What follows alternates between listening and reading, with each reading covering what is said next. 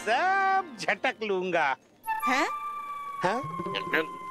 सब ले लूंगा।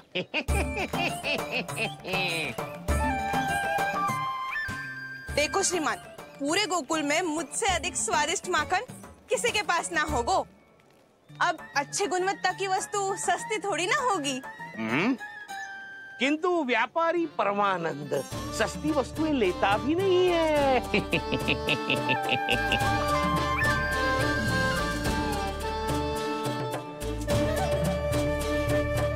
एक बार फिर सोच लो श्रीमान, हर मक्खन के मटके के बदले पूरे 2 सिक्के लेती हूँ मैं। 2 सिक्के? कहीं अधिक तो ना बोल दियो मैंने?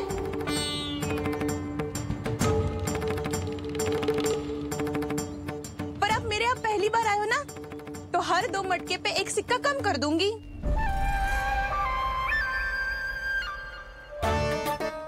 चार मटकी लोगे तो 1 और सिक्का कम कर दोगी, लेकिन इससे अधिक कम कर ना पाऊंगी। छूट देकर मूल्य आधा कर रही है आप। मैं तो 2 गुना मूल्य देने के लिए तैयार हूँ।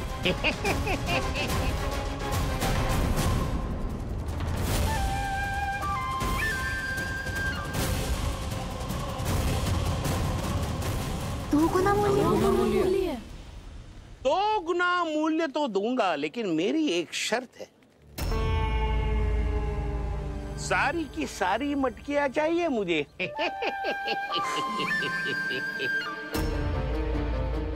सब तो भाव कम कराते हैं, ये तो बढ़ा रही है। हाँ तो जे भी कोई पूछने की बात है, जे ले लो, जे ले लो, जे सारी की सारी मटकियां आपकी। लोभ में आकर लिया गया कोई भी निर्णय लाभकारी ना होता लल्ला। अच्छा जे बता, जो लोभ में आके तूने जे सारे लड्डू खा लिए तो क्या होगो? क्या होगो मैया? पेट दुखेगो लल्ला।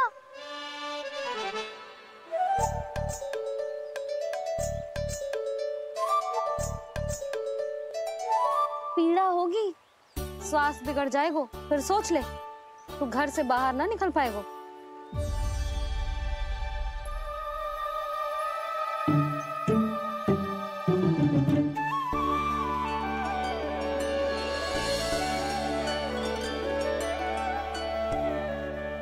ये नारायण, लोग तो सच्ची में बहुत भयंकर है। इससे तो बच के ही रहना पड़ेगा। पर बचा कैसे जाए?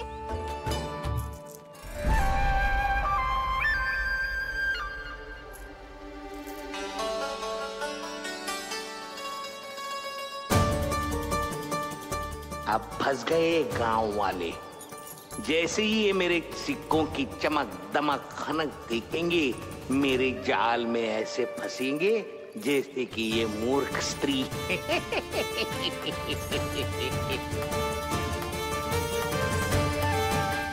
ये लीजिए, सामान्य मूल्य से 2 गुना मूल्य।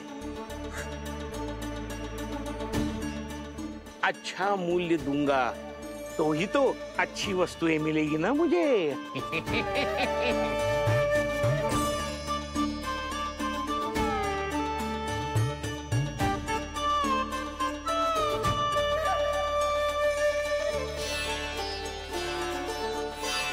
भाइयों, मैं मथुरा का सीधा साधा व्यापारी परमानंद हूँ। मेरी मिठाइयाँ विदेशों के अनेक राज्यों में बेची जाती है, इसलिए मुझे सदैव सर्वोत्तम दूध के उत्पादों की आवश्यकता होती है। तो जैसे ही मुझे पता चला कि गोकुल में दूध के सर्वोत्तम उत्पाद मिलते हैं, मैं यहाँ चला आया। अब जिसे भी मेरी तरह धन अर्जित करना हो, उज्जवल भविष्य बनाना हो, वो मेरे साथ व्यापार कर सकता है। बस आपको मुझे एक वचन देना होगा। अपने आराध्य नारायण का नाम लेके प्रण करना होगा कि आज के बाद आप अपना सारा दूध, दही, मक्खन, घी मुझे और केवल मुझे ही देंगे।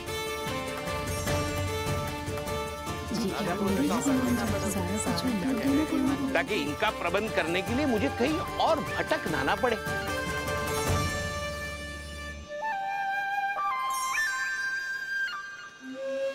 जो एक बार लोभ के जाल में फंस गया वो फिर कभी बाहर नहीं आ सकता। अधिक से अधिक और अधिक और अधिक पाने के लोभ में अपना सब कुछ खो बैठता है।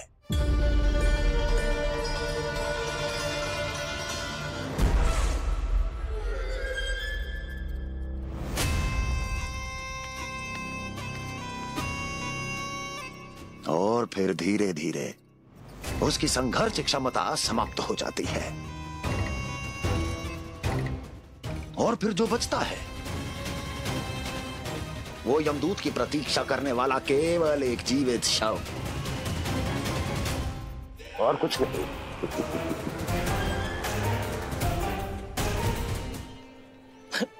आपको अभी निर्णय लेने की कोई आवश्यकता नहीं है। मैं परसों सूर्यास्त के समय एक बार फिर आऊंगा, तब आप अपना निर्णय मुझे बता दीजिए। किंतु मेरे साथ व्यापार करने पर क्या होगा इसकी मैं झांकी दिखाऊंगा आपको। आज आप सभी इस हाट में जो लेकर आए हो वो सब लेकर जाऊंगा मैं, वो भी दुगना मूल्य देकर।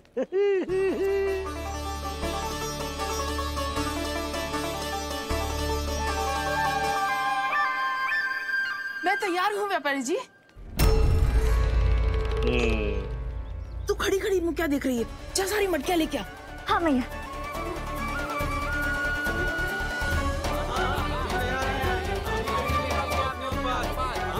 हाँ जाइए जाइए जाइए।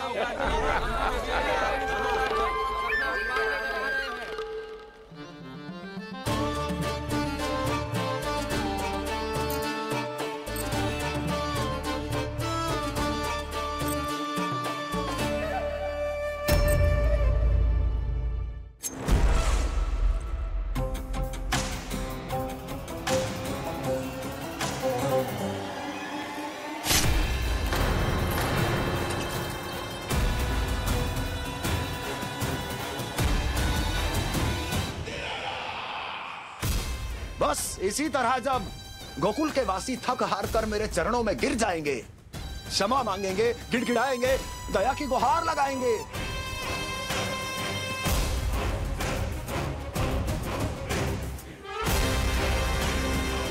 तब मैं उस नंद को गोकुल में छुपे उस चूहे के साथ यहां आने पर विवश कर दूंगा।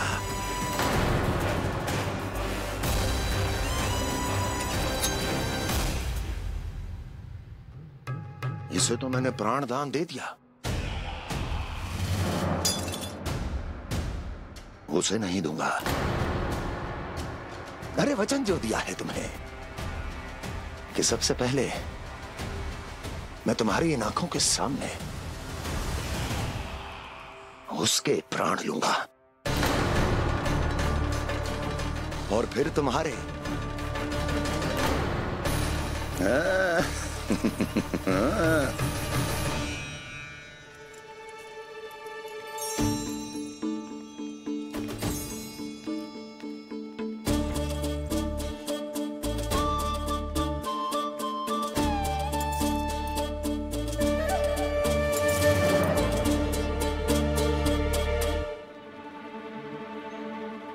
आपके सिक्के? अब कौन उतरे, कौन झुके, कौन उठाए, रहने दीजिए। ऐसा समझेंगे धरती माता को दान दे दिया। चलो भाई चलो।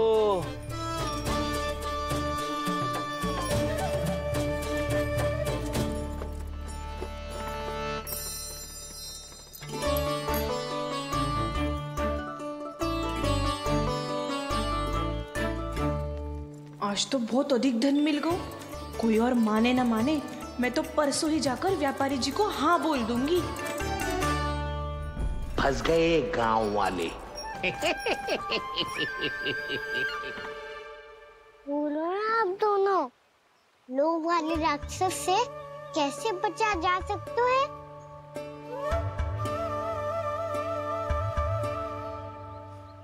संतुष्टि से। ये संतुष्टि कौन है? संतुष्टि एक साधारण सी कला होती जिसमें प्रवीण होने के लिए एक बात सीखना आवश्यक है कि हमारे पास जितना है उतने में प्रसन्न रहना चाहिए। पर अधिक मिल जाए तो अपने परिवार या अपने सखाओं के साथ या किसी ऐसे व्यक्ति के साथ जिसे उसकी आवश्यकता हो बांट लेना चाहिए, ताकि सबके पास पर्याप्त हो और किसी को भी कछु कमी ना हो। किसी को वस्त्र के बिना रहना ना पड़े, भोजन के बिना सोना ना पड़े।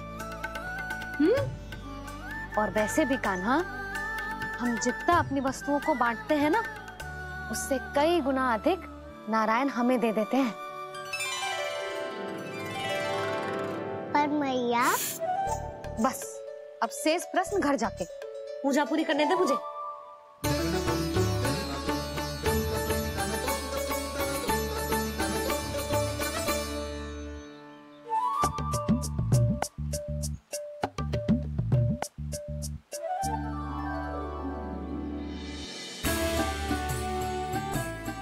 मैया ने भोग चढ़ाने तक ठहरने को कही थी, अब तो चढ़ गो भोग।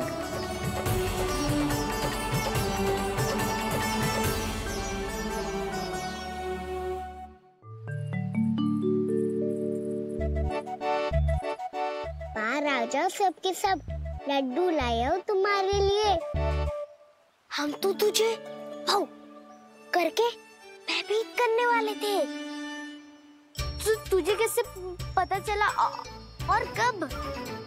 जब से तुम सबने हाथ में मेरा पीछा करना आरंभ किया था, तभी पता चल गया था मुझे। मैं भी तुम सबके साथ आने वाला था, पर मैया ने रोक लियो। इससे पहले कि मैया मुझे रोक ले, भागो।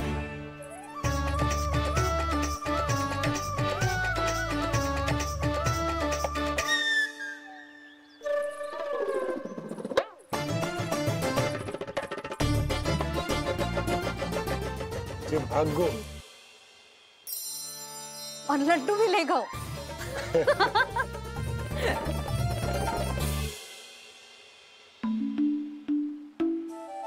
क्या होगा? फिर लड्डू लुप्त हो गए, लल्ला लुप्त हो गए, परंतु तुम्हारा घबराया हुआ स्वर अभी तक 10 दिशाओं में ना गूंजो। आप तो ऐसे कह रहे हो जैसे मैं सदैव घबरा के आसमान सर पे उठा लेती हूँ।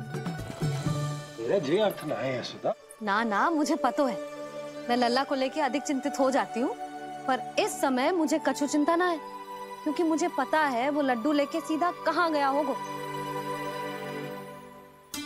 वहीं जहाँ पूरी टोली मिलके खेलने जाती है, जानकी के घर के पास वाले मैदान में। आ जाओ रे सबके सब, घेरा बना लो, सब लोग बैठ जाओ।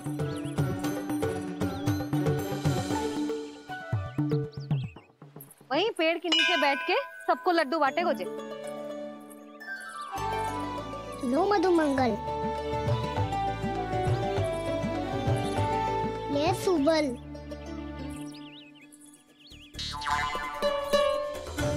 बसंता तू भी ले।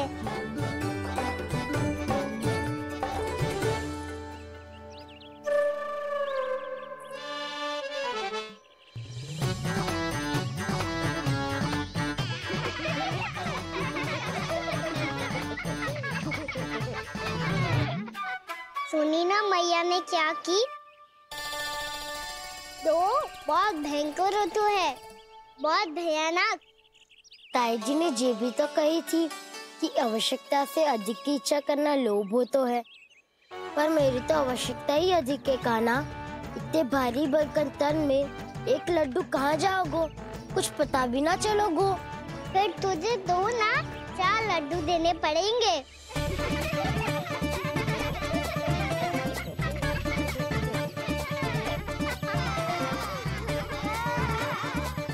जितना उपवास करना है कर लो, पर लड्डू तो दो।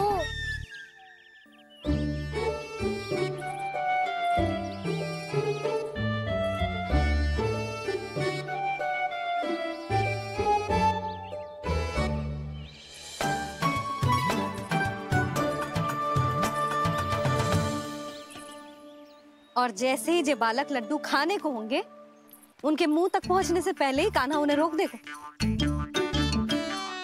रुको।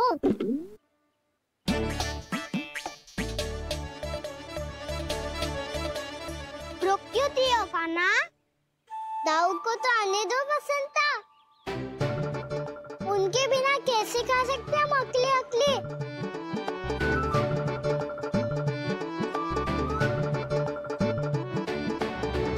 पर तुम्हें ये सब कैसे पता यशोदा? अरे, एक मैया से अधिक अपने संतान को कौन जानता है भला? कान्हा अपने दाऊ के बिना कुछ कर ही ना सकता। अब चाहे खेल खेलना हो या अपनी मैया के हाथ के लड्डुओं का आनंद उठाना। जहाँ कान्हा होगो, हाँ उसके बलदाऊ को तो होनो ही है। विलंब की आशंका से घबराओ मत, मैं आ गया हूँ।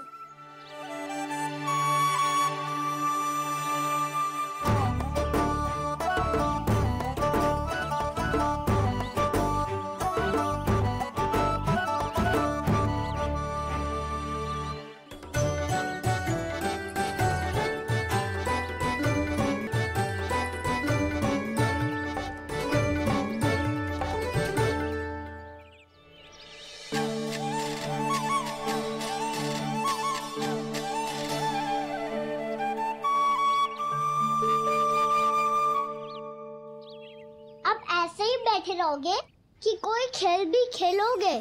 गिल्ली डंडा, छुपन छुपाई, ना ना पकड़ा पकड़ी, कछु नया खेल भी सुझाओ ना। मैं बताता हूँ, एकदम नया खेल है। स्वयं भगवान विश्वकर्मा जी ने इसका आविष्कार किया है और स्वप्न में आके बताया है मुझे। और इसमें ना, लो आरंभ हो गया बड़बोला।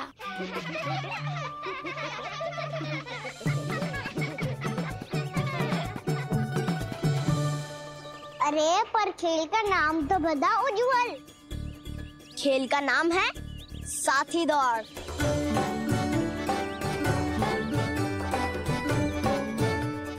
साथी दौड़? पर खेलते कैसे है इसे? बस एक साथी दूसरे साथी का पैर अपने से बांधता है और दौड़ लगाता है। तो चलो अपना अपना साथी चुनते हैं। लड्डुओं का भोज करके सब खेल में ऐसे मगन हो जाएंगे कि कोई घर आने का नाम भी ना लेगो। पर एक बार जो भूख लगी आई तो फिर देखना कैसे मैया के। क्या हुआ यशोदा, रुक क्यों गई? देखो जी भीतर।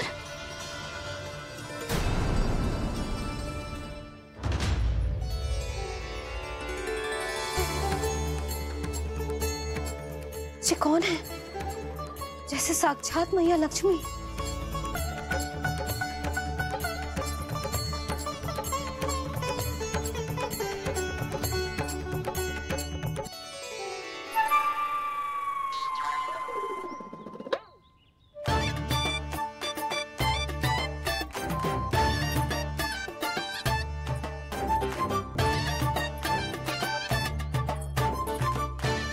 सुलक्षणा,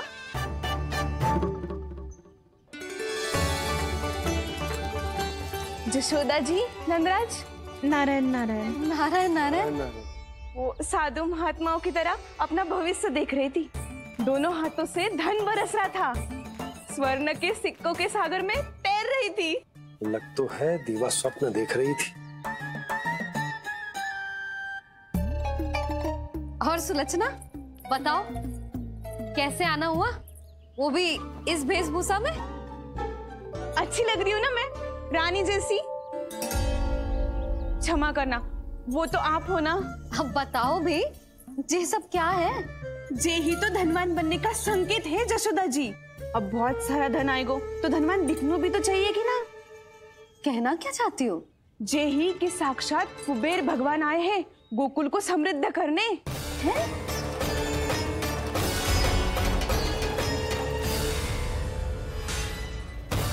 कुबेर महाराज,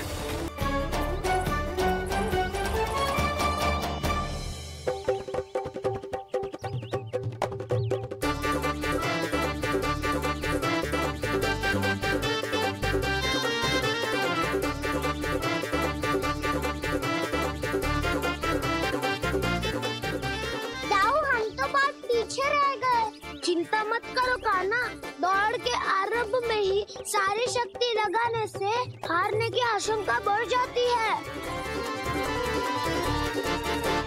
देखो वो दोनों थक रहे हैं, यही समय है अपनी गति बढ़ाने का।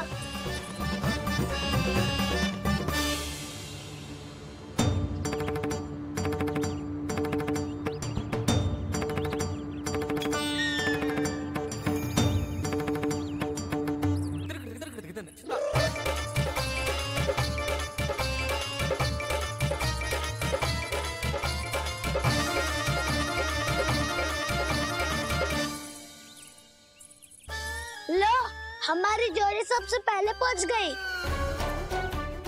देखा मेरा बलदाऊ का बल।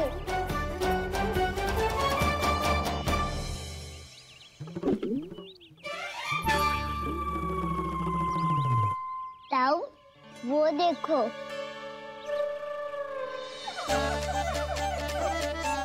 मैया।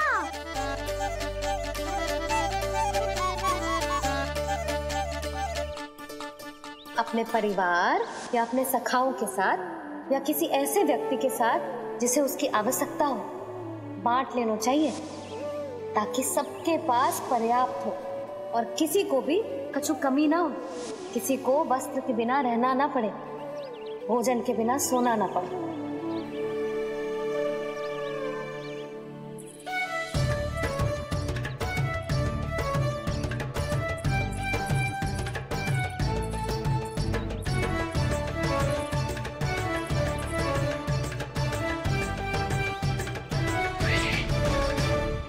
लग तो है इससे भूख लगी है।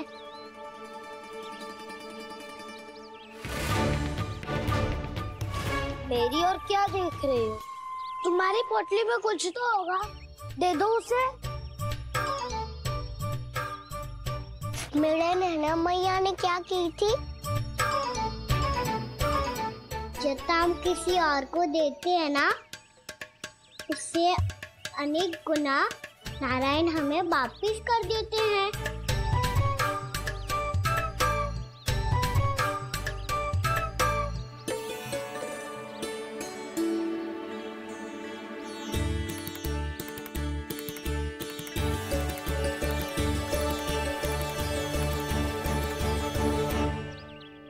ओहो, अंतिम रोटी थी, पर वो तो मैं खा गो। अब तो बस मेरे हाथ में माखन लगा रह गो है।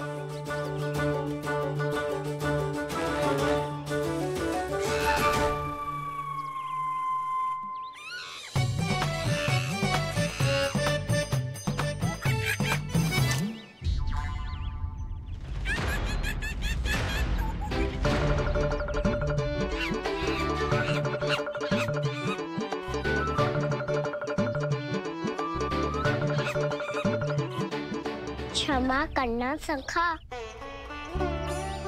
तुम्हें देने के लिए मेरे पास कुछ नहीं है। अब आप ही बताओ, कोई 2 गुना मूल्य देगो तो हम शीघ्र ही धनवान बन जाएंगे कि ना?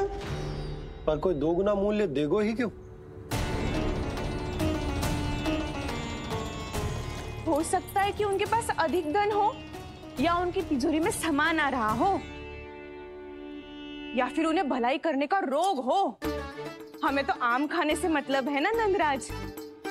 गुटली गिन के हमें क्या लेना देना? मैंने तो निर्णय ले लिया है कि उसकी सिर्फ मान लोगी। बस नारायण को साक्षी मानकर जब प्रण ही तो लेना है कि सारा का सारा दूध, घी, माखन अब से केवल उन्हीं को देना है मैंने। बस इतनी मांग रखी उसने? हाँ, आपको विश्वास ना हो रहा हो तो गोकुल में किसी से भी पूछ लियो। 2 गुना दाम दियो है परमानंद जी ने, इसलिए तो सबके सब आनंद के सागर में गोते लगा रहे हैं।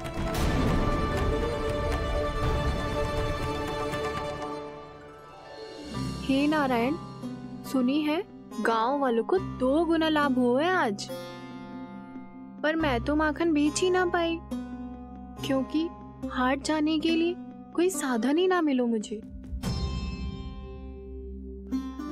ये नया माखन अभी अभी बनायो है मैंने।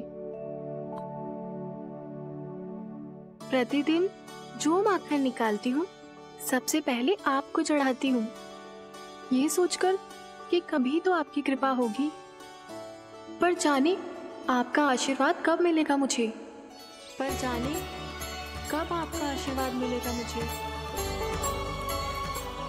यदि इस बार भी मेरा माखन बेकार हो गई हो ना, तो सच्ची कह रही हूँ, कल से भोग में आपको कुछ भी ना चढ़ाऊंगी मैं।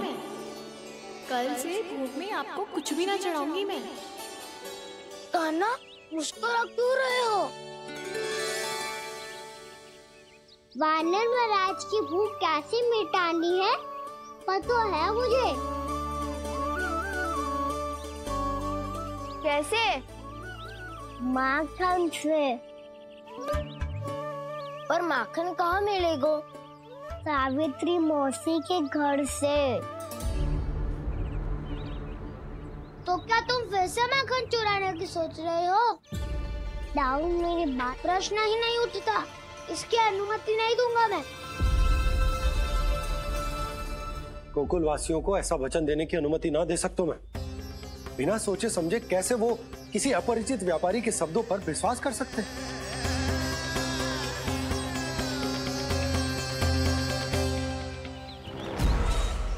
महाराज, गोकुल वासियों को अब धन के जाल जंजाल में फंसने से कोई नहीं रोक सकता। महाराज, मैं धन का ऐसा स्वाद चखा कर आया हूँ कि नंद चाहे जितना प्रयास करे, अब कोई भी गोकुल वासी उसके हित वचन सुनेगा भी नहीं। महाराज,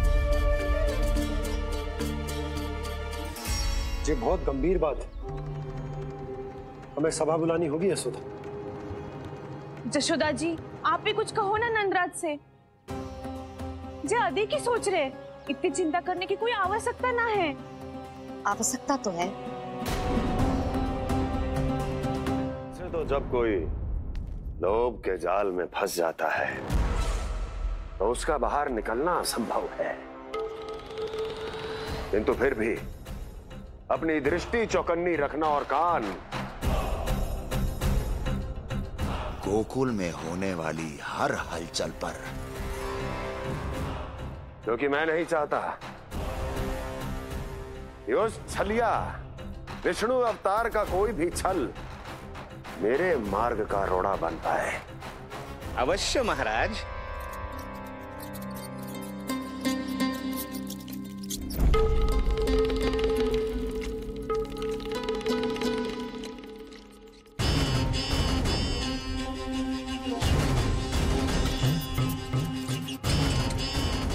लोभ, ध्यान रहे परमानंद, गोकुल वासियों पर लोभ का प्रभाव हर बीतते क्षण के साथ बढ़ता चला जाना चाहिए। महाराज, जैसे किसी कबूतर को बिल्ली दबोच लेती है, वैसे ही मेरा फैलाया हुआ लोभ गोकुल वासियों को अपने पंजों में दबोच लेगा। सब झटक लूंगा।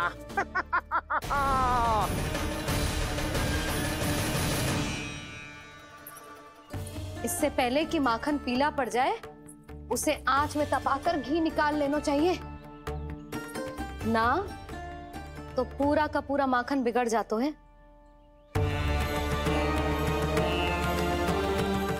मैं अभी भोला से कहकर सारे ग्वाल ग्वालियरों की सभा बुलाता हूँ। मुझे सबसे बहुत महत्वपूर्ण विषय पर बात करनी है।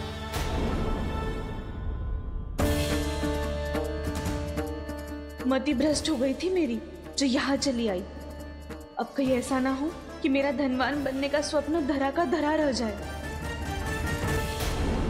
सुलक्षणा, चिंता मत ही करो।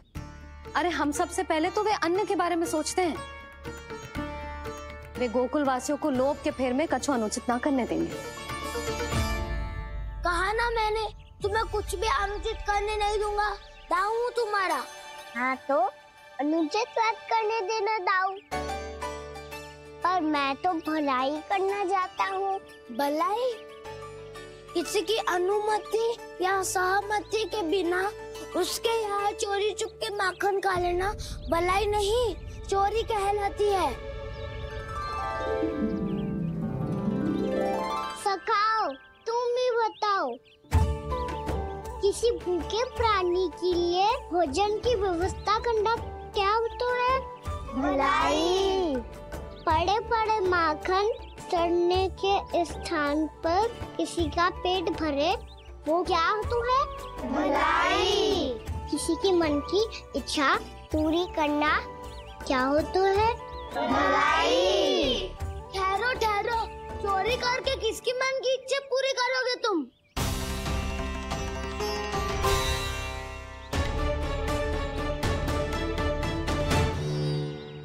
और किसकी दाऊ? स्वयं सावित्री मौसी की। वही तो चाहती है कि मैं उनके घर आऊं और ढेर सारा माखन खाऊं।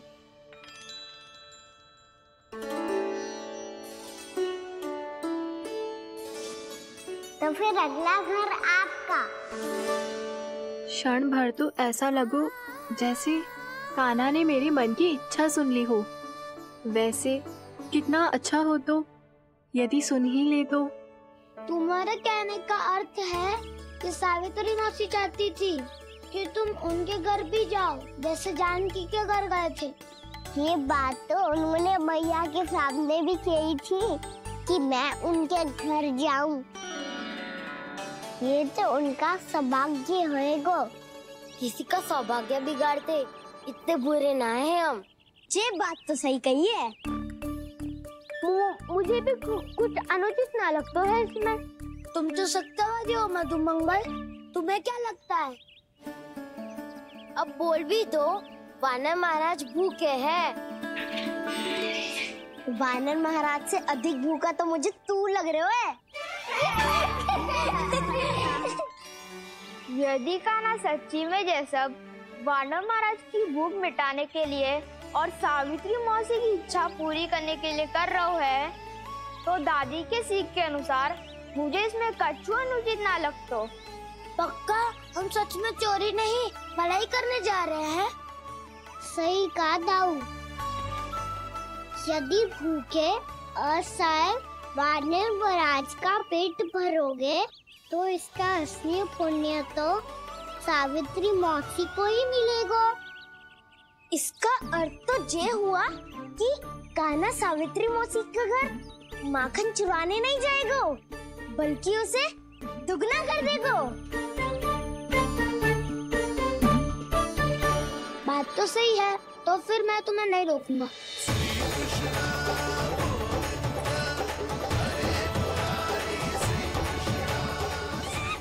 पर इस बार हम तुम्हें अकेले न जाने देंगे सखा। हाँ, हमें भी पुण्य अर्जित करना है और माखन भी।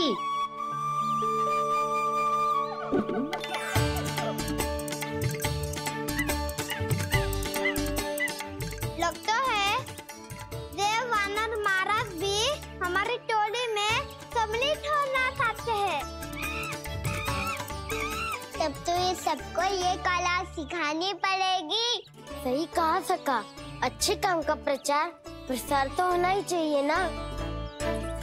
तो ठीक है, सिखा दूंगा और हमारी टोली कहलाएगी चौर्य विद्या प्रसारण टोली। और कान्हा तू बन जाइयो इसका अध्यक्ष और दाऊ बनेंगे उपाध्यक्ष।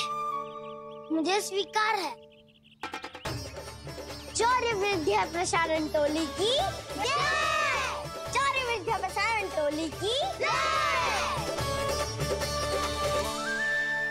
और सुनो क्या करना है और कैसे।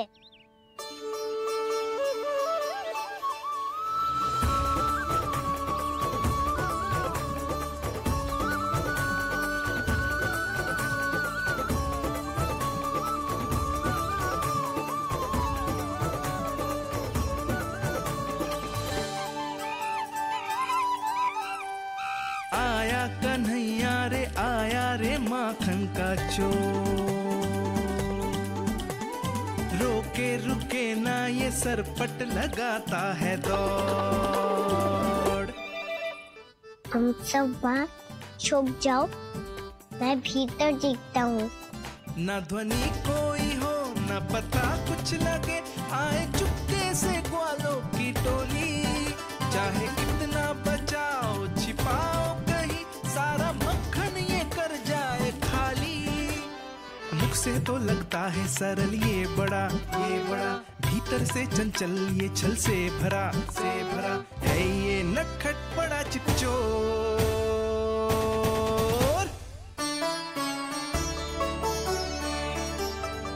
इतनी ऊपर टांग रही हो मौसी? कान्हा सच में आ गयो तो मैं तो धन्य हो जाऊंगी।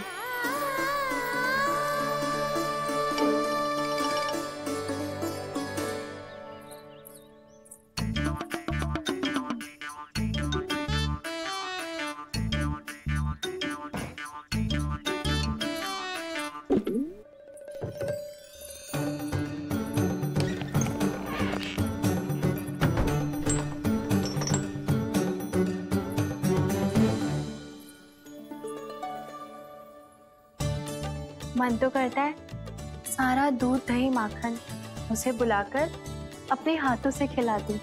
मुझे बुलाना भी चाहती हो और अनजाने में मेरे लिए कठिनाई भी बढ़ा रही हो।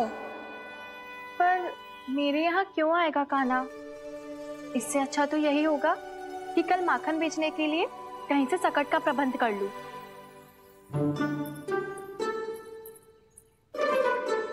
छुप जाओ छुप जाओ।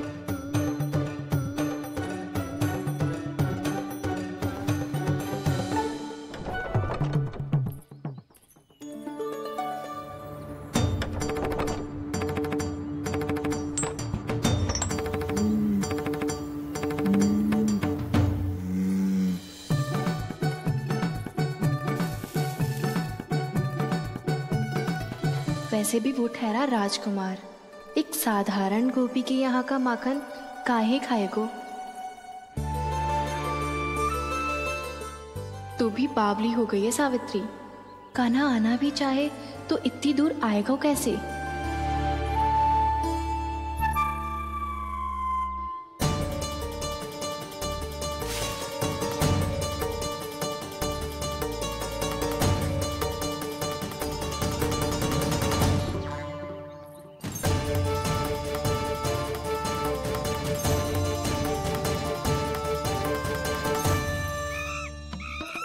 ओ मैया,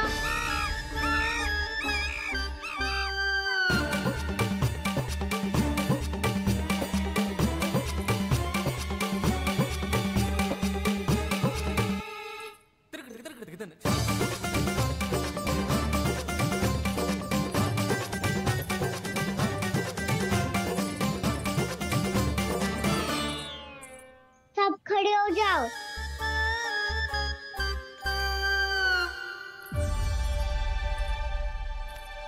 सच्ची मैं भी कितनी बावली हो गई हूँ ना।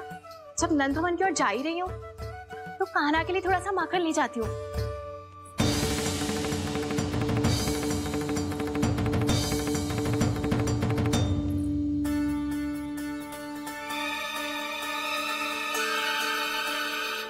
कान्हा, यहाँ ये मेरा स्वप्न है या फिर?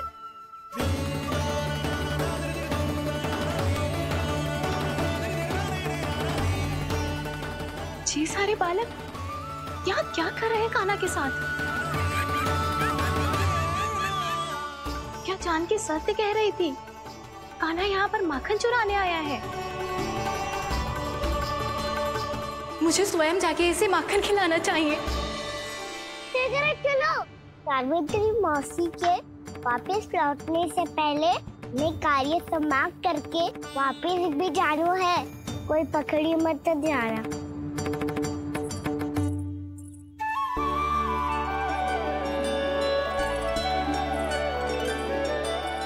ये मुझे देख के भागो तो ना, ये जो कर रहा है, जैसे कर रहा है, मुझे करने देना चाहिए।